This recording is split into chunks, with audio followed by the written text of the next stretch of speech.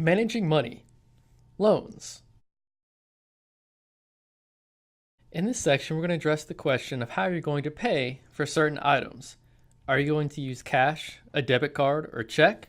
Or, for larger purchases, we typically have to use a credit card or take out a loan. Do you have a credit card already? Do you have student loans or loans for a car? Do you own a house and have a mortgage? Chances are that you owe money for at least one of these purchases. If so, you not only have to pay back the money you borrowed, but also have to pay interest on the money that you owe. When you are contributing to a savings account, as in weeks past, interest is accruing in your favor, meaning the bank is paying you interest or money for keeping the money with them.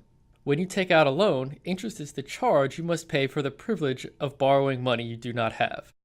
Let's take a look at a few key terms.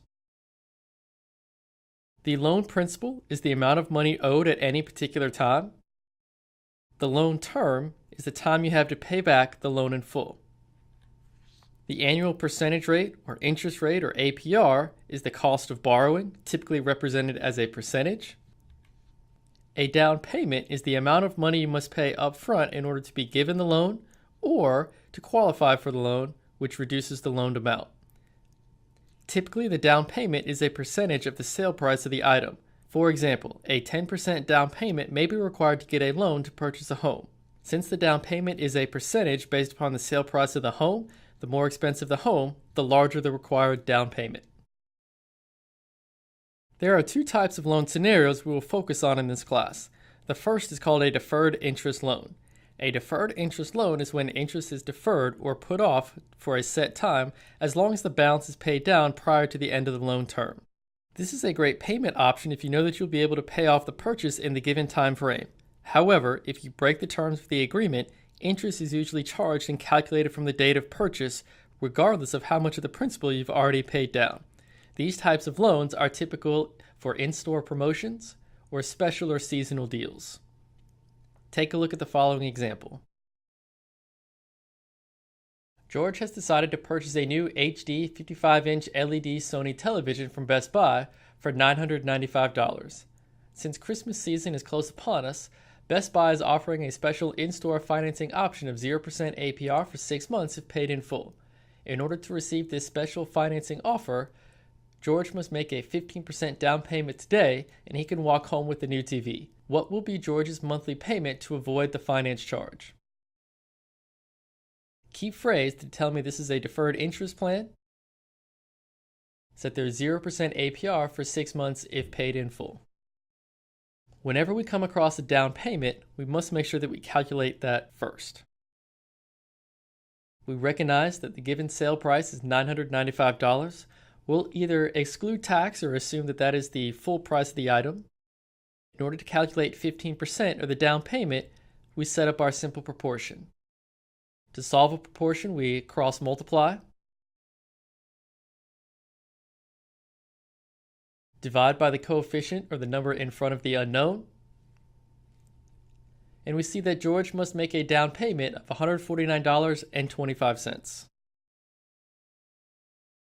Subtracting that from the total cost, we see the remaining balance, or what's left to pay, is $845.75.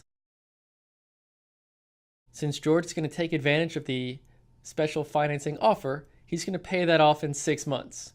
Notice we're just calculating a unit rate, meaning his monthly payment to avoid the finance charge is going to be $140.96 per month.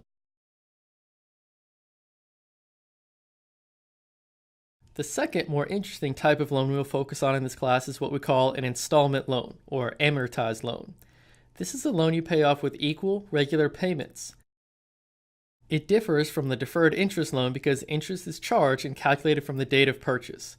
A disadvantage of this type of loan is that interest can add a substantial amount to the cost of the item. A loan is amortized if both the principal and interest are paid off by a sequence of equal periodic payments.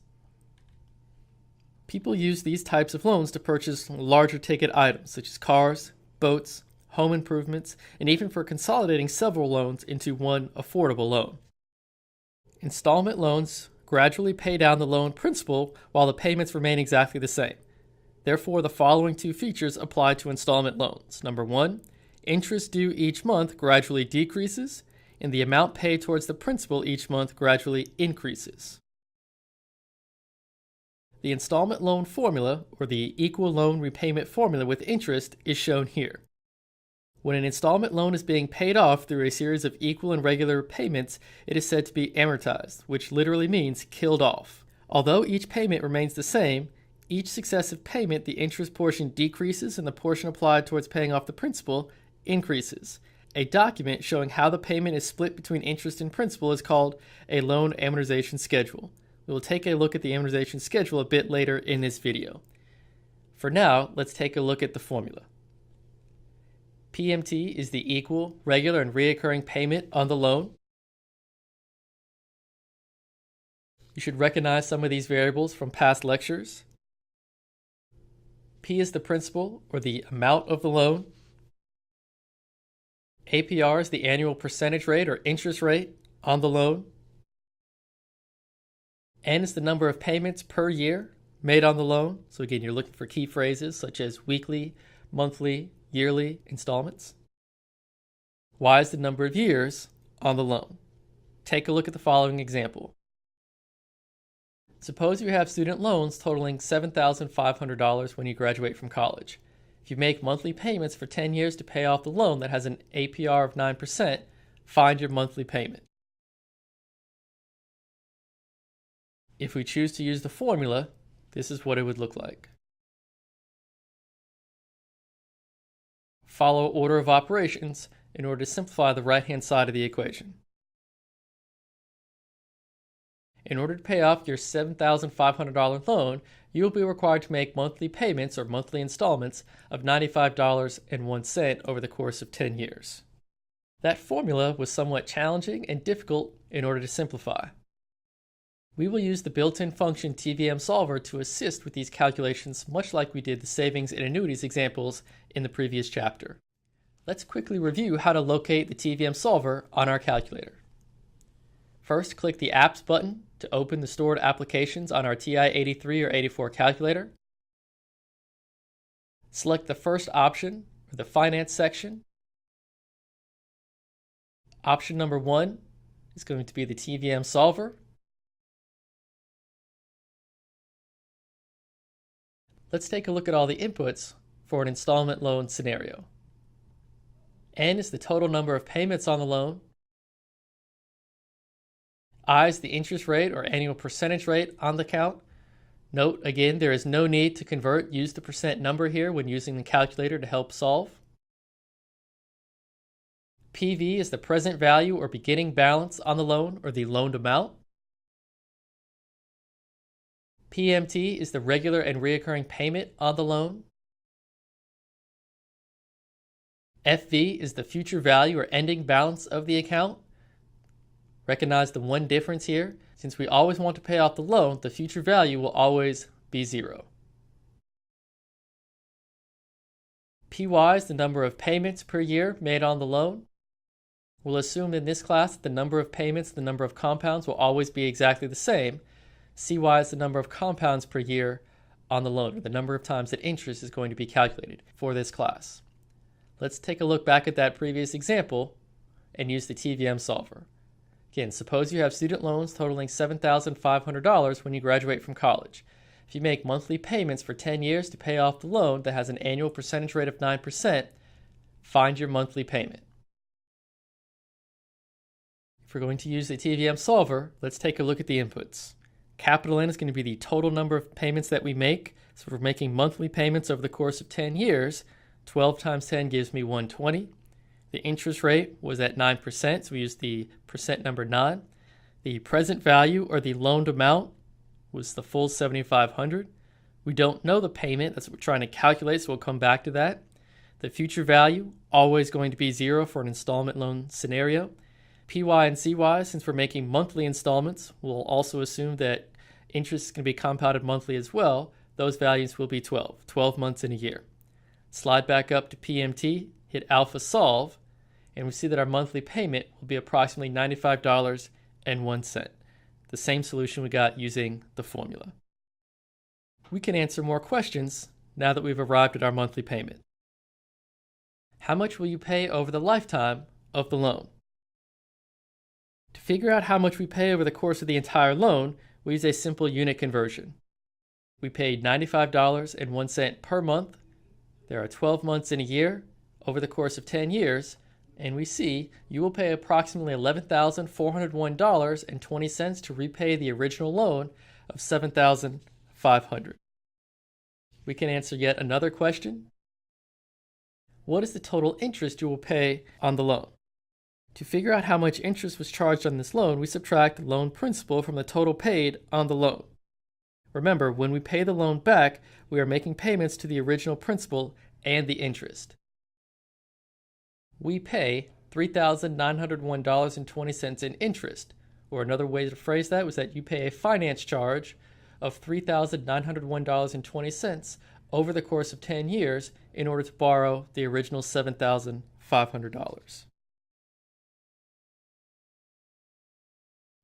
An amortization table or schedule for an installment loan shows for each payment made the amount applied to interest, the amount applied to the balance owed, and the outstanding balance. Take a look at the following example. Suppose we borrow $1,000 at 12% interest to buy a computer. We plan to pay off the loan in monthly payments for 1 year. Create an amortization schedule showing the payments over the first 6 months. Before we create the table, the first thing we need to figure out is going to be our monthly payment.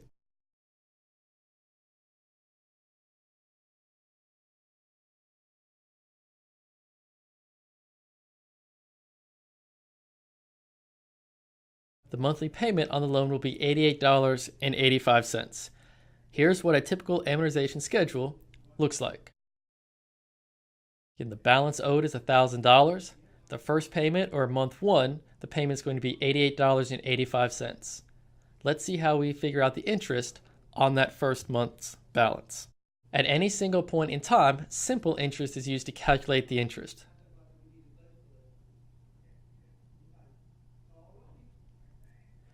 The principal or the outstanding balance is $1,000. The interest rate as a percentage would be 0.12.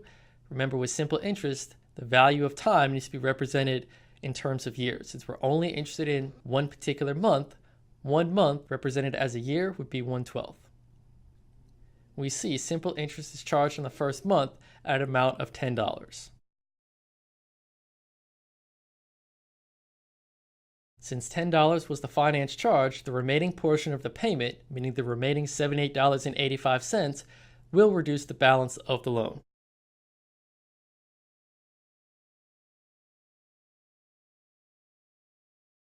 This leaves us with an outstanding balance of $921.15 after that first payment, or at the end of the first month. We can repeat this process as many times as needed until we have completely paid off the loan. Remember, the payment is an equal and regular reoccurring payment. It's always going to be exactly the same. The interest each month will decrease because interest is applied on the previous month's balance. So in payment number 2, or month 2, the interest charge was $9.21 because the principal, or the remaining balance from the previous month, was only $921.15, not the original $1,000 that we borrowed. Most banks will provide an amortization schedule for any loan you are considering. Above is a graphical representation of such a table. As you can see by the graph, early in the loan term, the portion of the regular payment going towards interest is relatively high, and the portion going towards the principal is relatively low.